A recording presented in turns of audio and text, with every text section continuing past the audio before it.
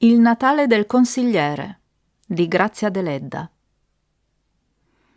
Il piroscafo partiva alle 5, ma fin dalle 4:30 era affollato di viaggiatori di terza classe, paesani con la bisaccia in mano, soldati in licenza, condannati che avevano finito la loro pena o venivano trasferiti alle colonie penali dell'isola, carabinieri che li accompagnavano. Più tardi arrivarono i viaggiatori di seconda classe, piccoli borghesi, commessi, qualche studente. E infine salì, accompagnato da facchini carichi di valigie di cuoio giallo e di scatole e cappelliere, un piccolo signore in soprabito con pelliccia. Era grasso, col viso pallido sbarbato, una mano coperta dal guanto grigio, l'altra di massicci anelli d'oro. Un vecchio negoziante di buoi che viaggiava in terza classe e con la bisaccia lo riconobbe e lo indicò ai suoi compagni che tosto salutarono con deferenza, ma anche con un certo rispettoso terrore. Il vecchio negoziante si avvicinò per rivolgergli la parola, ma indietreggiò, respinto dai facchini, e attese un momento più opportuno. Il viaggiatore, infatti, deposte le valigie in una cabina di prima classe, tornò sopra coperta e s'appoggiò al parapetto del piroscafo per guardare il paesaggio. Il tempo, sebbene fosse agli ultimi dell'anno, era bello e asciutto. Il mare calmo, grigio verso il porto, turchino all'orizzonte, sotto il cielo violetto del crepuscolo.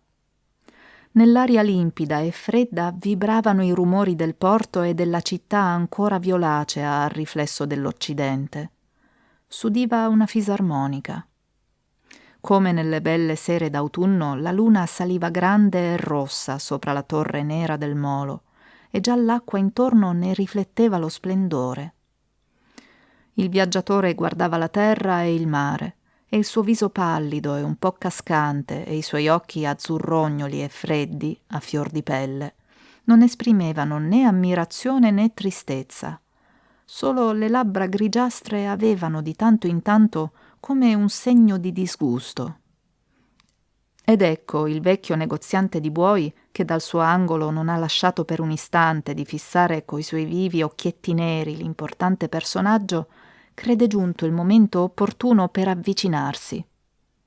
Se il piroscafo parte e il viaggiatore rientra nella sua prima classe o va nella terrazza riservata a questa, non c'è più modo di riverirlo. Il vecchietto dunque si fa coraggio e si avanza lungo il parapetto umido, sfregando la mano sulle brache di tela per pulirla bene prima di porgerla al viaggiatore. «Scusi, don Salvatore Angelo Carta, se mi permette la saluto, io sono...» «Ziu Predu Camboni, e come va? In viaggio?» «In viaggio sempre, don Salvatorà. E come fare se no? Non abbiamo lo stipendio di 2000 scudi come lo ha vostè. È vero che non abbiamo neanche il suo talento. Da dove venite?» Il vecchietto tornava da Roma e andava al suo paese, che era poco distante da quello di don Salvatorangelo. «Son 3 anni che non la vedevo, don Salvatorà. E che vostè non viene tutti gli anni in Sardegna?» «Ha ragione, ha altro a cui pensare. E adesso va a passare le feste in famiglia? Chissà come saranno contenti i suoi nipoti. Essi non parlano che di lei.» «I miei nipoti? Son tutti scavezzacolli e aspettano la mia morte», disse con ruvidezza don Salvatorangelo, e il vecchietto invece di protestare si mise a ridere. «Ricorda, don Salvatorà, quando io venivo al suo paese per comprare le giovenche della sua nonna? Lei era uno studentello allora, un'anima allegra, con certi cappellini coi nastri come quelli delle donne. Quello lì, diceva donna Mariantonia sua nonna, Dio l'abbia in gloria, quello lì è un passerotto che si beccherà tutti i fichi acerbi. E si lamentava con me, Dio l'abbia in gloria, perché vostè non lasciava in pace né vicine né serve. Saltava i muri come un diavolo. Ricorda quella bella servetta bruna, alta, che sembrava una palma. Si chiamava Grazia Rosa e vostè le correva appresso come ammaliato. Madonna Mariantonia si sbagliava, sebbene fosse savia come una badessa, Dio l'abbia in gloria. Gli altri nipoti sì, hanno mangiato i fichi acerbi, e lei è diventato l'onore del paese. Figuriamoci.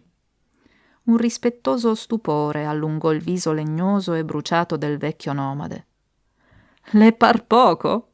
Consigliere di corte d'appello? Ci sono posti più alti. E se ci sono, lei li raggiungerà. Se ci fosse ancora il viceré, lei lo farebbero. Don Salvatorangelo sorrise, lusingato suo malgrado, e domandò notizie del paese e dei conoscenti. I tempi eran tristi, le annate cattive. Tutti avevano qualche guaio e la gente se ne andava in America e in altri paesi, come gli ebrei al tempo di Mosè. E molti morivano laggiù, e molti sparivano e non si sapeva più nulla di loro, come ingoiati dal mare.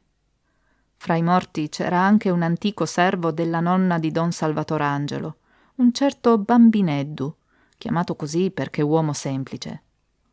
Bambineddu aveva appunto sposato la bella Grazia Rosa, la palma che un tempo piaceva al suo nobile padroncino. E che ne è avvenuto di lei? Lei è rimasta vedova, con 6 o 7 figli tutti piccoli come le dita della mano. Ultimamente l'ho vista in un casotto della ferrovia, con la banderuola in mano. Sì, in un casotto, prima di arrivare alla stazione di Bonifai, dove credo c'è casellante un suo fratello, anche lui vedovo pieno di figli. Aveva la faccia della fame. Rumori di catene e l'urlo delle sirene riempivano intorno l'aria di terrore. Il piroscafo partiva sussultando come un mostro marino che, svegliatosi di soprassalto, si affrettasse a tornare in alto mare. In breve la terra fu lontana fra i vapori della sera, ma la luna seguiva i naviganti e illuminava loro la via sull'infinito deserto del mare. Un pallore cadaverico rendeva ancor più triste il viso di Don Salvatorangelo. Turbamento per l'allontanarsi del continente o ricordo della giovane Palma e rimorso di averla amata e dimenticata. Ziupredu Camboni lo guardava quasi con malizia, ma quando Don Salvatorangelo si mosse barcollando per ritirarsi e disse a denti stretti «Io soffro sempre, anche se il mare è calmo», il vecchietto lo accompagnò fino all'ingresso dorato della prima classe e s'avvide che l'affanno occulto contro cui lottava il consigliere era il più terribile dei malanni che talvolta l'uomo si procura da sé, il mal di mare. Perché partire quando si soffre? Si domandò Ziupredu Camboni e tornò alle sue regioni di terza, ove i soldati cantavano e i condannati sonnecchiavano legati come schiavi. Perché partire quando si soffre? Si domanda Don Salvatorangelo, sdraiato immobile sulla sua cuccetta bianca, e sente un'angoscia profonda, e gli sembra di essere sul dorso di una bestia indomita che corre attraverso un immenso deserto pericoloso. Se si muove è perduto, e sta fermo il più che è possibile e pensa al giorno in cui non si muoverà più. Prova un terrore come per l'approssimarsi della morte. I ricordi più tristi e i più lieti, i fantasmi più odiati e i più cari lo circondano. La cabina gli sembra una tomba ove egli ha deposto ogni vanità e ogni ambizione. Perché partire quando si soffre? Si domanda Don Salvatorangelo, mentre il vento che soffia nella notte limpida batte al finestrino come un uccello notturno e fischia, geme, vuole entrare e riposarsi. Sempre così, andare per soffrire per gli altri, per la nonna rimbambita, per parenti inutili, per nipoti discoli, per marmocchi indisciplinati. Sempre così, camminare, andare avanti per gli altri. Ah, viceré? Sì, da ragazzetto, prima di portare il cappellino coi nastri, prima di saltare i muri. Ah, Grazia Rosa, la palma, com'è riflessuosa e dolce. Sognavo di diventar viceré o magari re, per il gusto di poter andare in giro, entrare travestito nelle case dei poveretti e lasciar loro denari e perle. Ero un bel campione di ragazzo romantico. Anche allora pensavo agli altri. Quando ho mai pensato a me? In bene o in male sempre agli altri, eppure passo per un bel campione di egoista, e i miei cari nipoti dicono che non prendo moglie perché sono sicuro che essa mi scapperebbe di casa. I suoi nipoti? Son 6, anche loro, come i marmocchi di Grazia Rosa. Grazia Rosa è in un casotto prima della stazione di Bonifay. Egli sarà quasi arrivato quando apparirà la sua banderuola. L'idea dell'arrivo lo riempie di gioia come un fanciullo. Arrivare, scendere da quel letto di torture, rivivere. Gli par di vedere il golfo selvaggio e pittoresco, quei monti, le isole, le rocce coperte dai veli della notte ma come rischiarate da un riflesso lontano.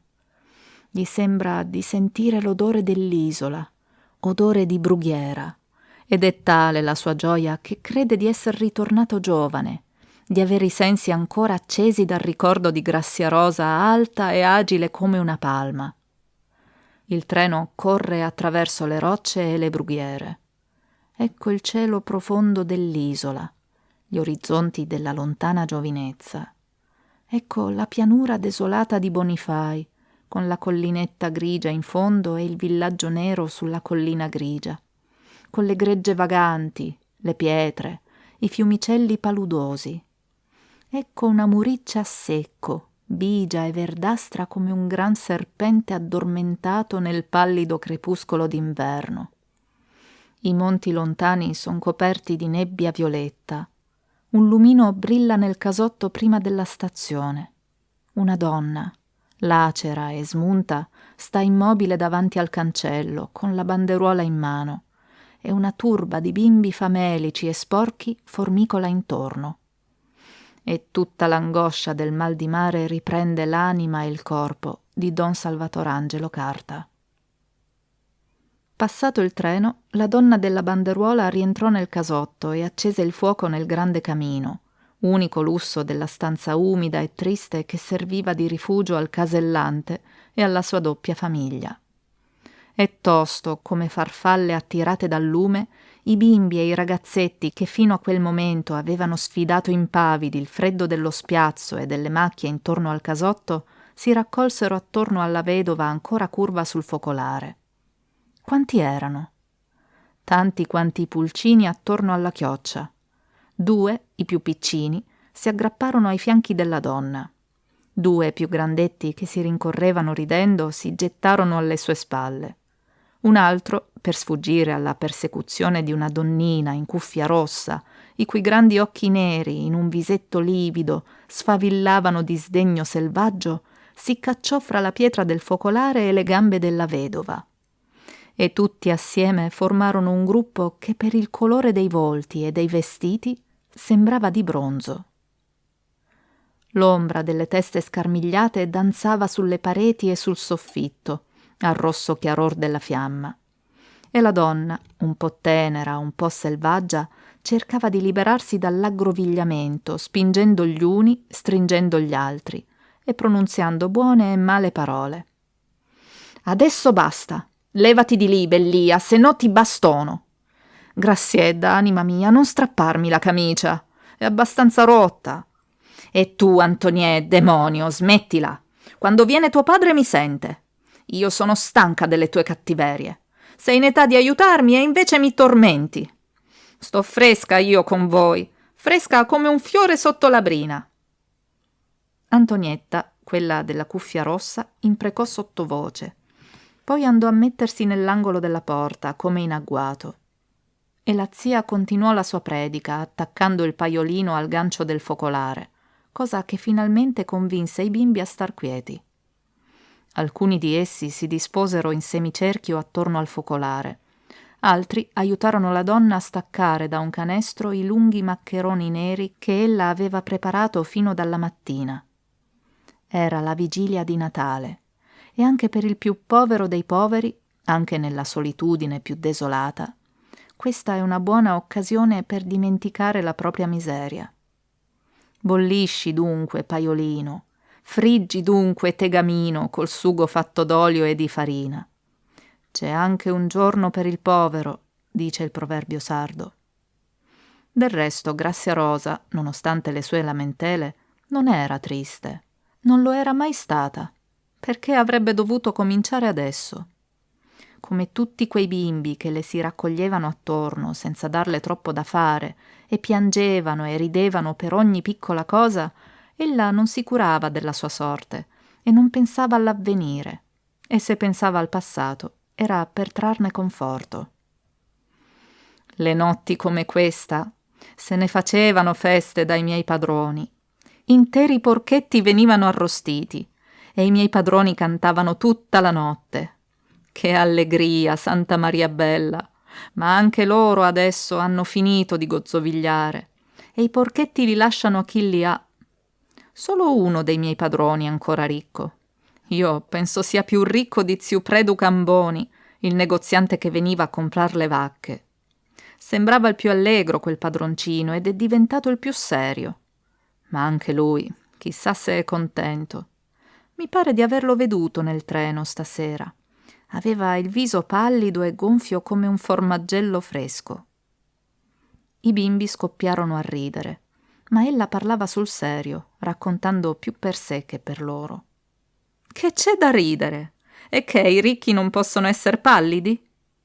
Il capostazione è rosso come una mela, disse Bellia, con accento che non ammetteva replica. In breve i maccheroni furono cotti e conditi. Aggruppati intorno alla donna, i bimbi guardavano la conculina come un tesoro inestimabile, e solo l'idea di dover attendere il rispettivo padre e zio turbava la loro gioia famelica. «Dateci almeno il tegame dove c'era il sugo», implorò Antoneddu, l'omino rossiccio dai grandi occhi verdastri. «Vedrete, lo leccherò che non ci sarà bisogno di lavarlo». «Nel tegame tengo la porzione di Battista. Se egli tarda a rientrare, e se è andato al villaggio e quindi alla bettola tarda certo, noi mangeremo». Allora i ragazzetti s'affacciarono alla porta, si spinsero fino alla muriccia per spiare se il casellante tornava. La luna sorgeva dai monti di Nuoro, gialla come una fiamma. Saliva dall'una all'altra delle lunghe nuvole nere che macchiavano il cielo pallido della sera. I binari scintillavano lungo la strada, come fili d'acqua, e le macchie e le rocce, nel chiarore incerto, sembravano bestie addormentate. I bimbi erano superstiziosi, ma anche coraggiosi. Aspettavano sempre di veder passare di corsa cavalli e cani leggendari, o il demonio travestito da pastore, con una chedda, branco, di anime dannate convertite in cinghiali, o di vedere una dama bianca seduta su un'altura a affilar la luna. Antoneddu viveva in attesa del passaggio della Madonna travestita da vecchierella mendicante. Graziedda, la biondina balbuziente, guardava se vedeva il cielo aprirsi e attraverso le luminose porte dischiuse fiammeggiare il mondo della verità. E Antonietta pensava con terrore, ma anche con un certo piacere, a Lusbè, il capo dei demoni. E Bellia, il fanfarone della compagnia, affermava di aver già veduto un gigante, una cometa, lo stesso Anticristo seduto su un asino nero. Fu lui quindi quella sera ad avanzarsi fino al cancello della strada ferrata e a tornare indietro dicendo che lungo il binario veniva un signore nero, con una criniera al collo e una scatola gialla in mano. «Che sia il diavolo vestito da signore?» Fratelli e cugini cominciarono a sbeffeggiarlo, ma tacquero allibiti e alcuni scapparono dentro il casotto quando la misteriosa figura apparve dietro il cancello e s'avanzò attraverso lo spiazzo. «Zia, zia! Mamma, mamma, un uomo nero, nero, nero!» La donna corse alla porta e al chiarore del fanale riconobbe il signore veduto nel treno, Don Salvatorangelo, pallido e grasso. Che veniva a fare? Puerilmente ella pensò: ha saputo che son vedova e viene a cercarmi, come una volta. e ricordandosi che era quasi vecchia, adesso, smunta e lacera, le venne da ridere. «Vede come sono!» mormorò, incrociando le braccia sul seno come per nascondere il suo corsettino lacero. Ma egli si mise un dito sulle labbra ed ella, a sua volta, accorgendosi che Antonietta si avvicinava, non accennò oltre a riconoscere il signore misterioso. Ed egli andò difilato al focolare, sedette, depose accanto a sé la scatola gialla. «Ebbene, che nuove? Contami!» Ella cominciò a raccontare e a momenti piangeva, a momenti rideva, con quel suo riso spensierato e lieto che fioriva ancora sul suo volto come fioriscono le rose sulle rovine.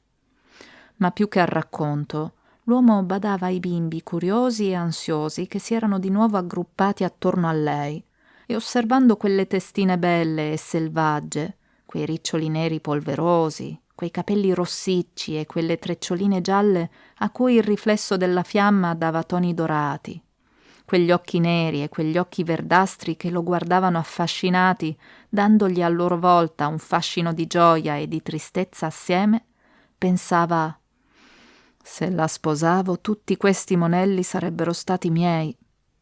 E gli sembrava di vedere una bella sala da pranzo degnamente borghese, con l'albero di Natale sul tavolo e tutti quei bimbi vestiti di merletto e di velluto, e quella bella biondina con gli occhioni di gatto ritta tentennante su una sedia a recitare una poesia ad occasione.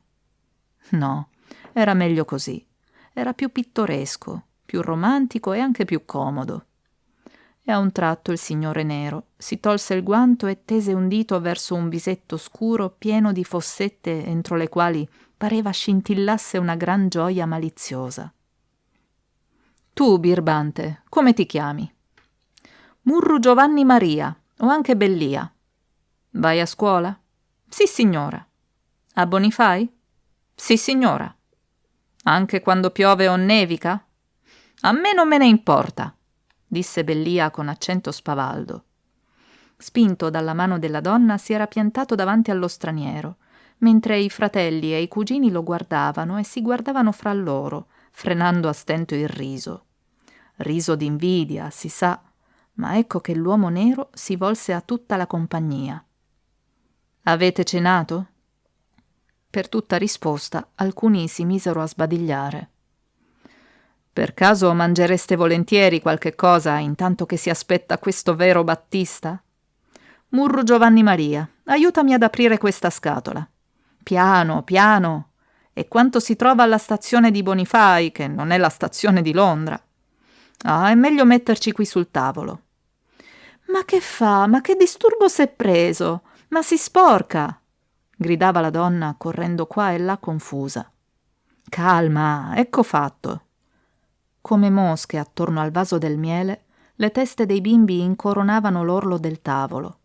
E su di questo, come avviene nelle favole al tocco della bacchetta magica, apparivano tante buone cose. Anche pere, sì, anche uva, sì, in quel tempo. Anche una bottiglia gialla col collo d'oro. «A me piace il vino nero», proclamò Bellia, e la donna lo sgridò. «Sfacciato, sfacciato!»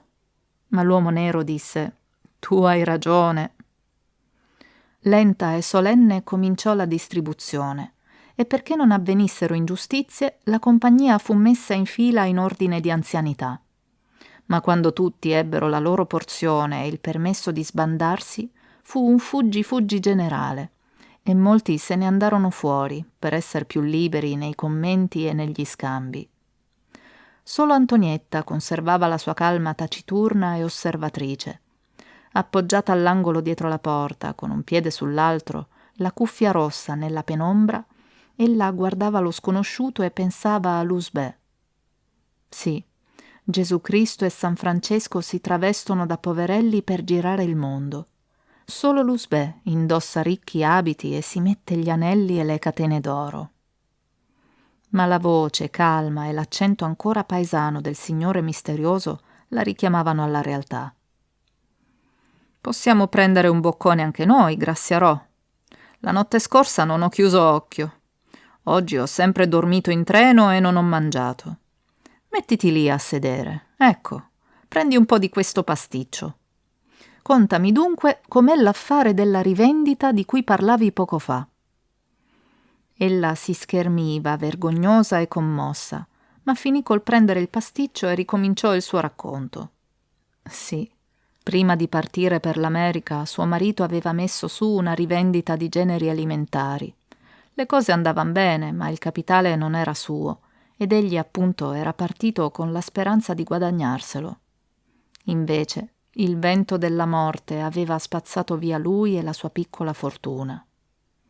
Ella si asciugò gli occhi con le dita unte del pasticcio. «Coraggio, Graziarò, gente buona ce n'è ancora nel mondo. Può darsi che si trovi il piccolo capitale per rimetter su la rivendita. Ma tu sei brava a vendere? Se sei brava a vendere e a ricomprare, il resto è subito fatto». Ella lo guardò con gli occhi grandi spalancati. Poi scoppiò a piangere, ma tacque subito e si fece il segno della croce. Giusto in quel momento dal villaggio sulla collina scendeva un tremito sonoro di campane, lontano, dolce, simile a un tintinnio di gregge pascolanti. Era il primo tocco della messa. «Se l'Usbè scappa», pensò Antonietta, vedendo la zia farsi il segno della croce, e se lo fece anche lei, e tutti la imitarono. Ma l'uomo nero, invece di scappare, prese la bottiglia e cominciò a raschiare con l'unghia la carta dorata. «Graziarò, coraggio. Sai il proverbio sardo, c'è anche un giorno per il povero. Dunque, cosa metteremo in questa rivendita? E poi aiutami a sturare questa bottiglia e porta dei bicchieri». Ella aveva un bicchiere solo, ma grande, e dapprima il bel vino dorato di Solarussa fu dato da assaggiare ai bambini. «Piano, piano, oh! E vernaccia, sapete, fa diventar matti». «Ah, tu, Bellia, e tu dicevi che ti piace solo il vino rosso. Mi pare ti piaccia anche quello bianco. E adesso a noi». La donna lavò e asciugò il bicchiere e lo rimise davanti al signore nero. E la sua mano tremava, ma la sua bocca sfiorita sorrideva di nuovo. «Sempre lei», disse sottovoce, e in alto soggiunse: «Ma perché tutto questo?» Perché? Non lo sapeva neppure lui. Solo ricordò che i suoi nipoti dicevano che egli si prendeva tutti i gusti e rispose: «Così, perché mi fa piacere. Bevi». Ella respinse 1, 2 volte il bel vino dorato, ma infine fu costretta ad accettarlo, ed entrambi bevettero dallo stesso bicchiere come un tempo.